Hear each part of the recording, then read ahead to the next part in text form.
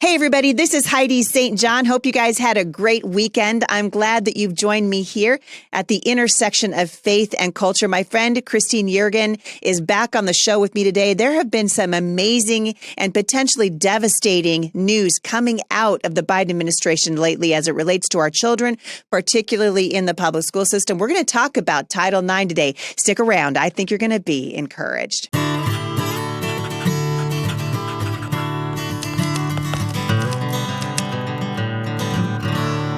Well, I'm glad you guys have joined me today. We're going to talk about something that's really important, and I'm really glad that Christine Yeargin is going to come back on the show with me and talk about it because it relates to your children no matter where they are in the culture. Someone said to me the other day, why do you keep talking about what's happening in the public schools? Your kids are homeschooled. Your grandkids have been homeschooled. I'll tell you why. Because the kids that are coming out of these systems are tomorrow's teachers. They're tomorrow's leaders. They're tomorrow's lawmakers. These are the people that are determining the future of this country. That's exactly why they're being targeted by the left. That's exactly why. I believe that, frankly, our public school system and our public universities are a greater threat to freedom in the United States than open borders or any other thing that we've got happening in our country right now that is being pushed by the radical left, because our children really are the future.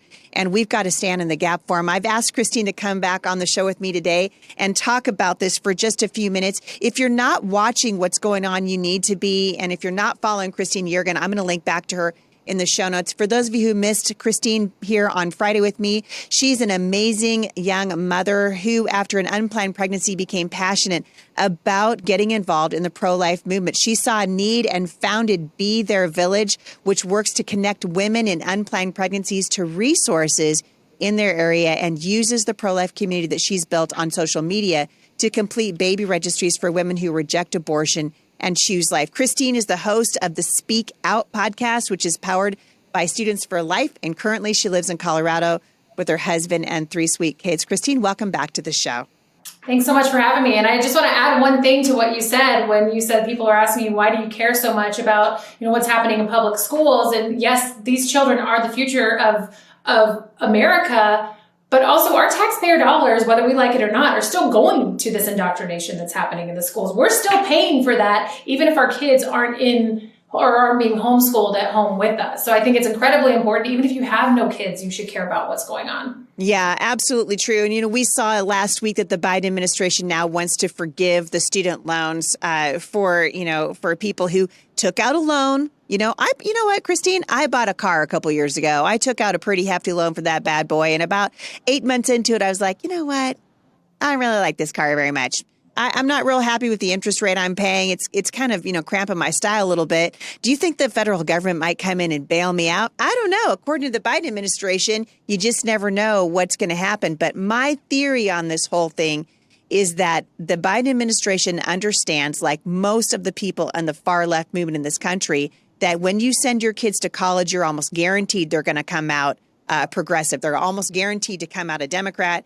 And better yet, for the progressive movement is to take the lives of these kids before they're born. But if they make it, let's go ahead and put them through an indoctrination system that's going to mess them up from stem to stern. This is where I want to bring you into the conversation today, because the U.S. Department of Education is intending to expand Title IX to include sexual orientation and gender identity. If you guys are not following the Child and Parental Rights Campaign, you need to be.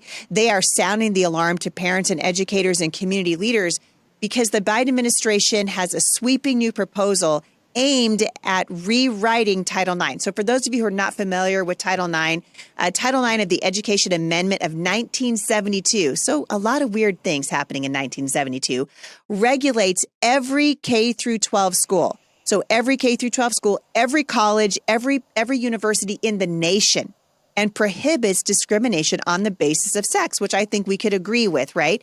As a result, Title IX impacts tens of millions of children and their parents.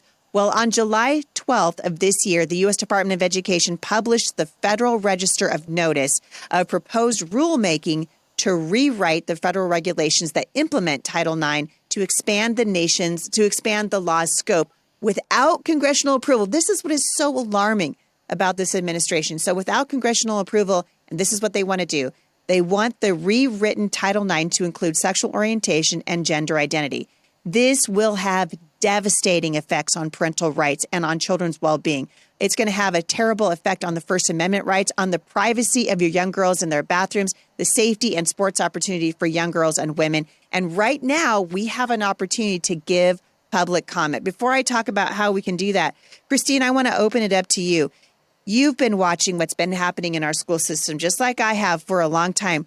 Where do you see this going? You can kind of see what's happening now. And parents, I think a lot of them don't even understand this is going to affect the entire nation. This is going to affect public schools, charter schools. This is going to affect our universities.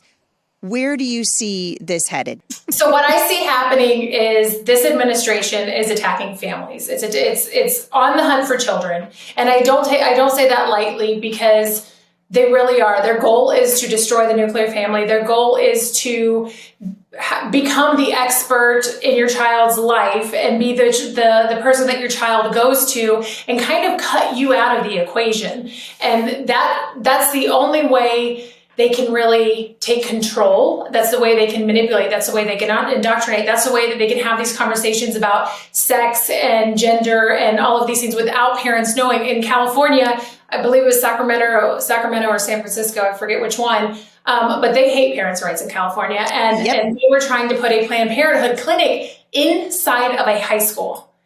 I mean, they didn't perform abortions at the school, or they weren't proposing that, but they were proposing that they could suggest and tell them where to go. And California does not require California doesn't require parents to be notified.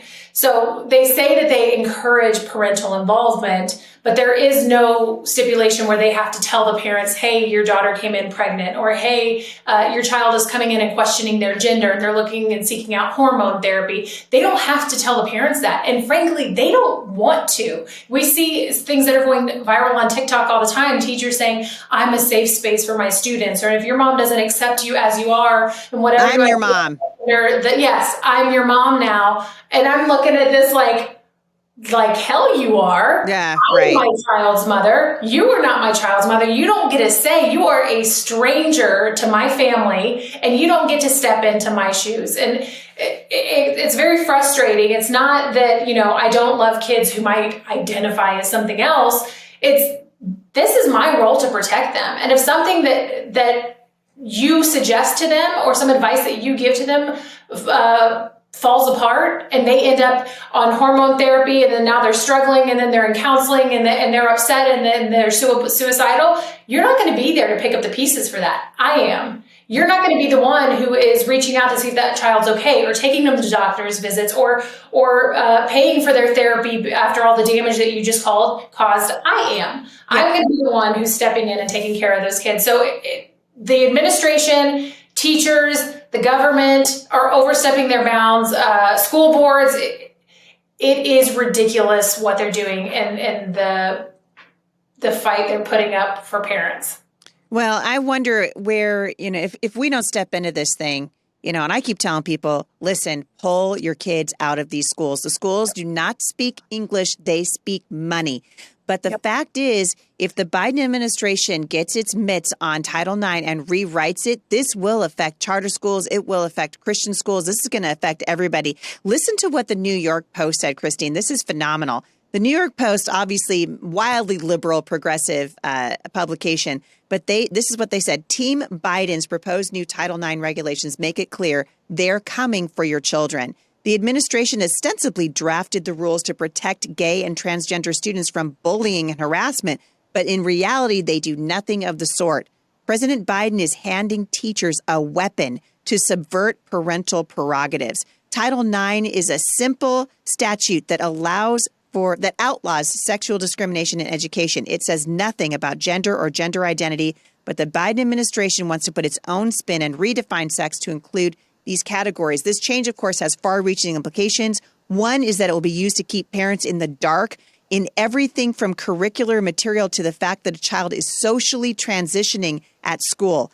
Parents who refuse to acknowledge a child using their gendered pronouns would be discriminating against their child under the new definition. And you know what? This tells me parents could potentially lose their children. I mean, this is what's happening in Canada. You use the wrong pronoun and your kid goes to school and tells Mrs. Smith, hey, my dad refuses to call me Caroline. This is terrifying for parents. It is. We see parental rights under attack, and I have young kids, and one day they say that they're a monkey, or Right. they say that they're a unicorn, and they want me to refer to them as a unicorn or a princess or whatever it is. And if I don't do that, they get mad. Does that mean that they are a unicorn or they are a real, their daddy's princess maybe, but that doesn't mean that that's real. And then when you put them in maybe a preschool or a kindergarten and they say something, off the wall one day and say that, I'm not comfortable being a girl today. Well, that doesn't give the teachers grounds to then start having conversations with them and say, well, tell me why you don't feel like a girl. Do you feel like a boy? And then start putting this idea in their head further and shooing the parents out. This is what we're seeing more and more of. And it's alarming. It's scary. And parents have to stand up and hold their teachers accountable, hold school boards accountable, hold politicians accountable. And the Biden administration really, it's beyond absurd what they're trying to do. Beyond absurd. That's a great place to take a break. We'll be right back. So, Christine, before the break, we were talking about just the absurdity of what's happening to our children. I really do think that you can trace this back to our attack on children in the abortion industry, this desire to not even give these kids a chance to breathe the air outside of their mother's womb. And then once they do, the attacks are relentless.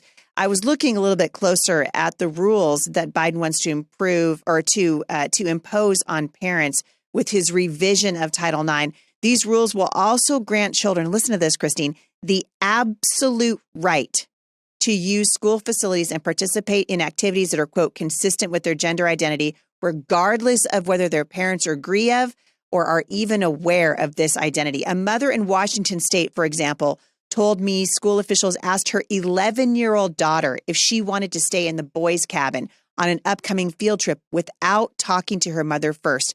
The regulations would give legal backing to such actions across the country. In many places, schools are already claiming legal authority to socially transition children without parental consent or knowledge.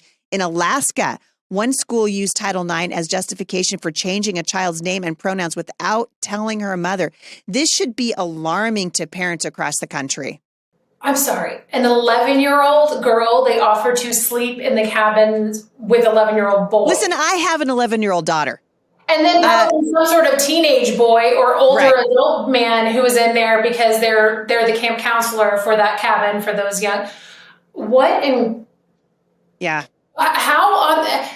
This is so infuriating. Yep. Because they don't respect parents. They don't respect the kids. I mean, they're putting their own what a desire for what they want these children to be. They want these children to be confused. They want these children to identify as something else. They want these children to identify as something under this rainbow cult. And they're going further and further. And it is beyond me that they would even suggest that an 11-year-old girl be sleeping with anybody else. And obviously maybe not sleeping with, but in a cabin with a bunch of boys who are starting to notice the other.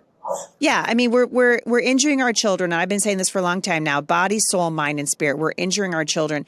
Every parent, every human being, whether you're a parent or not, should be concerned about what's happening to our kids, because these kids are literally the ones who are going to be in leadership in just a few short years. And we have a spiritual crisis in this country from stem to stern. Pastors who are unwilling to speak about this stuff from the pulpit. We've got Christians who are afraid to stand up because they don't want to stand out. They're afraid of standing out. But it takes courage to stand up in the culture right now. Have you experienced this? I'm assuming that, like me, you've taken a lot of public ridicule. I had an article written about me in Rolling Stone magazine a couple of years ago, which I consider to be a badge of honor. But the reality is anyone who goes against this woke ideology, including we're seeing this, it's starting to now seep its way into places like Liberty University. We're going to have to get a backbone. Listen, I hope you framed that Rolling Stone article. That is I didn't, but you know what? I should. It should be like right on your desk, framed, because that would be amazing. No, it is seeping in everywhere. And I can tell you from firsthand experience, we're seeing it in charter schools that don't necessarily have to go by the same rules at regular public schools. We're seeing it seep into private schools. Just because your kid goes to a private school or a Catholic school doesn't mean that they're free from indoctrination. It's in there too. And there are some schools that are phenomenal and do a great job of keeping it out. However, it is still your job. If you choose to go to one of those schools and you don't choose to homeschool, then you need to be staying on top of it. And I just learned this lesson the hard way. I found a charter school that's an amazing school. We have like-minded values. It's pretty much only conservatives who go there because of the values of the school. And I'm seeing things seep in that I'm questioning. And I'm like, I thought I could send my kids here and not have to worry. I thought that I was sending my kids to a school that was like-minded and had the same values that I did and didn't want gender theory or didn't want sexuality introduced to the kids or didn't want parents to not be involved. And I'm having to fight with the school right now because my son was sent home with a book that had sexuality in it and explicit sexuality. And it was an ancient Greek book that, has historical value and that is well, great. The ancient Greeks knew a few things about explicit sexuality. Sure. You could argue. The fact that it might be a phenomenal book and has great historical value, but the historical value not the point. That it should be in the hands of my 14-year-old child. That's right. And that's the point. Yeah. So that's the issue where I find it. If he wants to read it in college, that's one thing, but he doesn't need to be reading it when he's 14, and he certainly doesn't need to be reading it without you giving me some sort of heads up that that's what you're sending out to the kids. So yeah. There needs to be something where parents can see the curriculum. A lot of times they don't want parents to see curriculum. Here at our school, they do.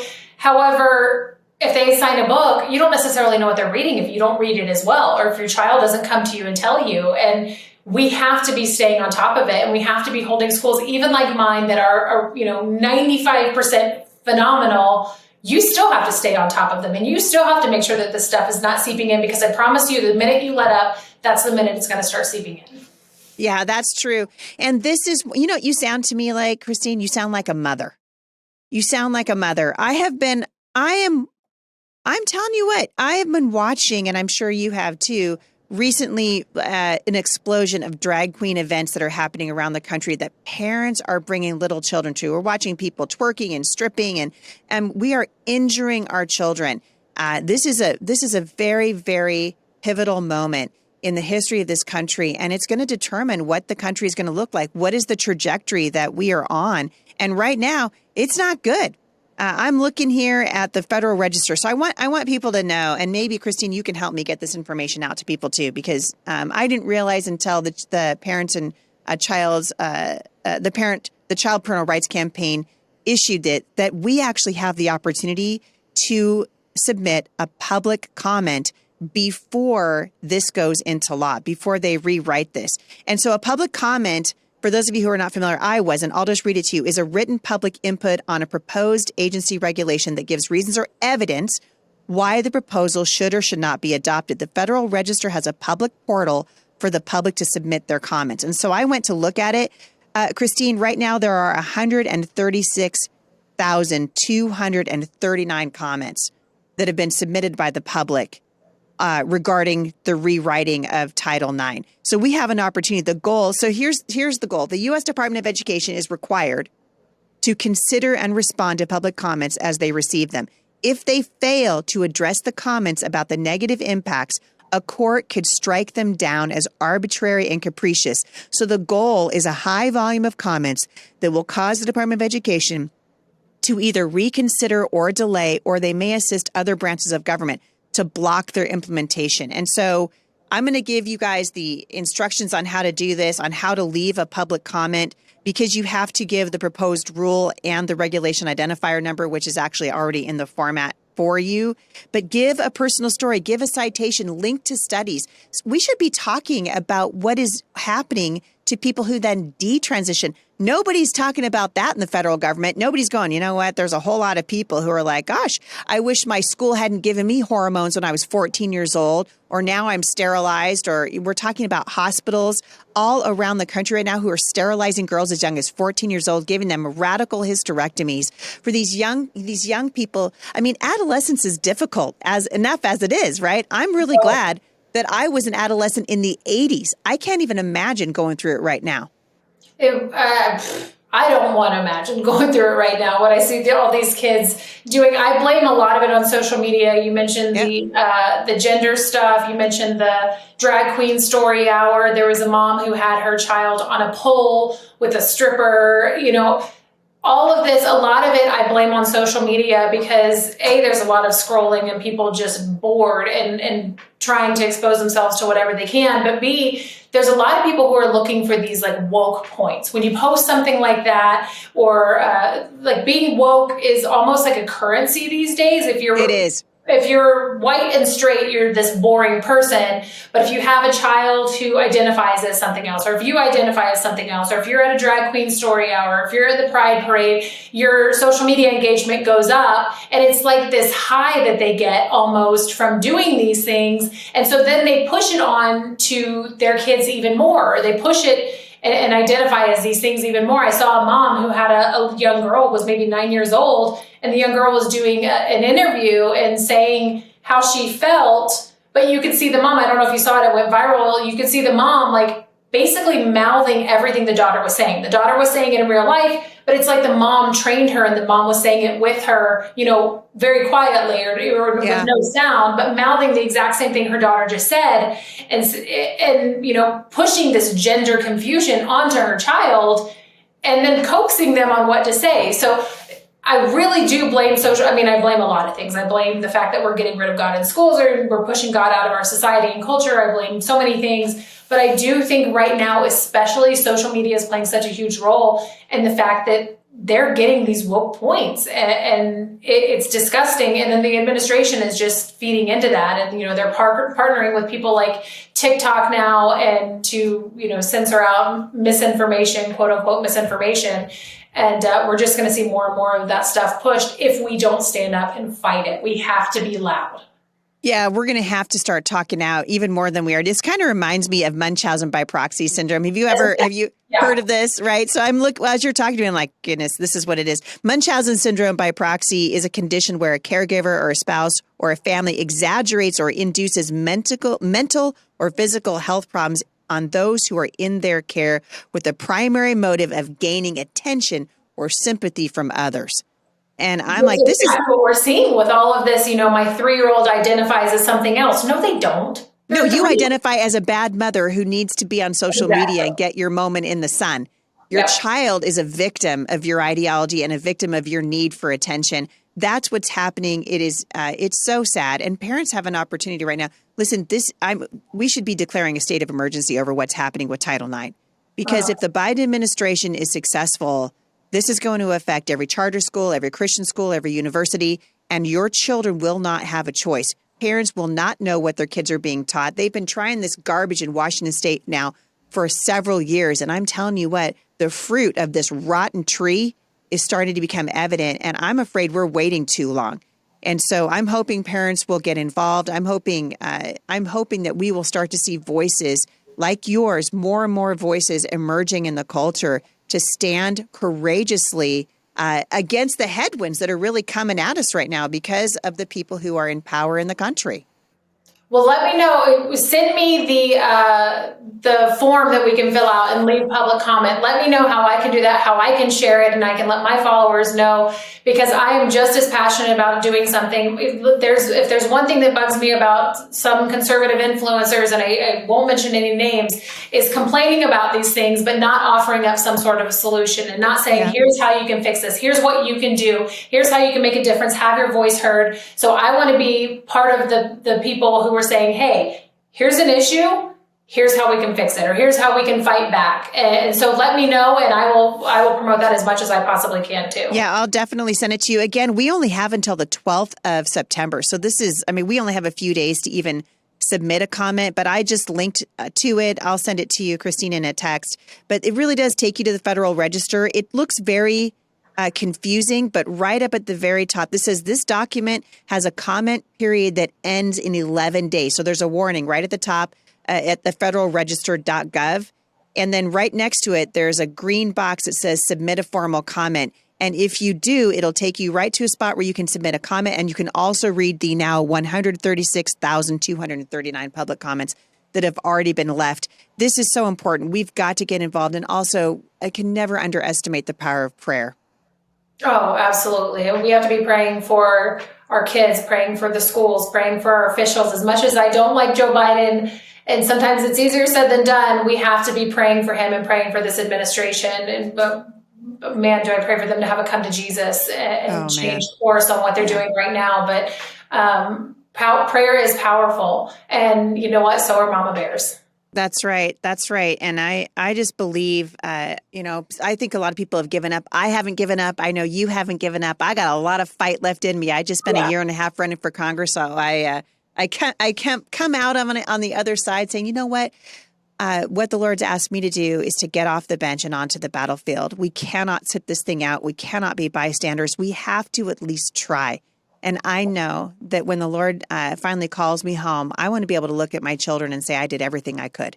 Yeah. I did everything I could. I didn't sit by and let this happen. I didn't wallow. We got a lot of people complaining who are not willing to actually put feet to their faith. And that's what needs to happen. Our faith has got to find its feet in this culture. And Christine, you are doing that beautifully. Where can people find you online? You guys can find me. ChristineYeargin.com is my website, but I'm most active on social media at Christine Yeargin, on Facebook, on Instagram. I'm on Getter at Christine Yeargs. I had to kind of make it a little bit shorter there because there's only a certain amount of characters. And I love Getter because it's a free speech platform. So if you guys aren't on there, you should definitely be on there because a lot of the stuff I'm getting censored for on Instagram or I don't think I'm on there yet. I feel like there's just so many platforms now that it's like, how many platforms can you actually manage? There's definitely a lot, but this is one that I really stand behind and I really enjoy. I've had the other ones. I've had Parler, I've had Gab, I've had all of those. I don't like them. I don't think. Did you try Truth Social yet? A little bit, but I'm not impressed. I got to tell you. Yeah, I'm not impressed. I do like Getter. The thing is about a lot of these platforms is the people who are on there are different audiences than what you're seeing on Instagram and Twitter, because a lot of the people who are on there have given up on those platforms already. So they're like, screw Facebook and Twitter and they're censoring us. So I'm not going to even give them the ability to have me as a user. I'm going to go somewhere that allows me to have free speech. And so right. I see it as an entirely different audience. And not only that, who knows where Instagram and all of these other platforms are going to go, because who knows, in 2 years, what if they censor all conservatives? They're like, oh, you're a conservative, you don't get to be on this platform. So I think it's important to build up other platforms, especially ones that value free speech. Yeah, I agree. And I think before the Republicans get too comfortable with the upcoming elections and the red wave that we're told is coming this way, Trump and several other so-called conservatives are putting forth people who are not conservatives, and they're running as conservatives all across the country. I've seen it happen in so many places. People need to look up what it means to be a populist. These are not conservatives. And so we've got a lot of work to do. The free speech issue is not going to go away. It's one of the things I was frustrated with about Truth Social. They are also censoring speech over at Truth Social. And that's supposed to be, President Trump's big, brouhaha. So either we can say what's on our mind or we can't. Yeah. And I love that you're out there saying Getter's not doing that. I'll definitely check it out. I sort of gave up. I was like, but I'll check it out. Christine Yeargin, thank you for coming on the show. And let's do it again. I hope I get to run into you at some point on the speaker circuit. Yeah, thank you so much for having me. It's been a pleasure. It's been a joy to have you here. For more information on my guest today, you can go to HeidiSt.John.com/podcast. Scroll down to the show notes. I will link back to Christine's social media platforms in the show notes today, as well as linking to the Federal Registry where you can submit comments so that the government has to deal with or at least listen to the comments that you're making on Title IX. You guys get off the bench, get onto the battlefield. There's too much at stake to sit it out. Have a great day, everybody, and I'll see you back here tomorrow at the intersection of faith and culture.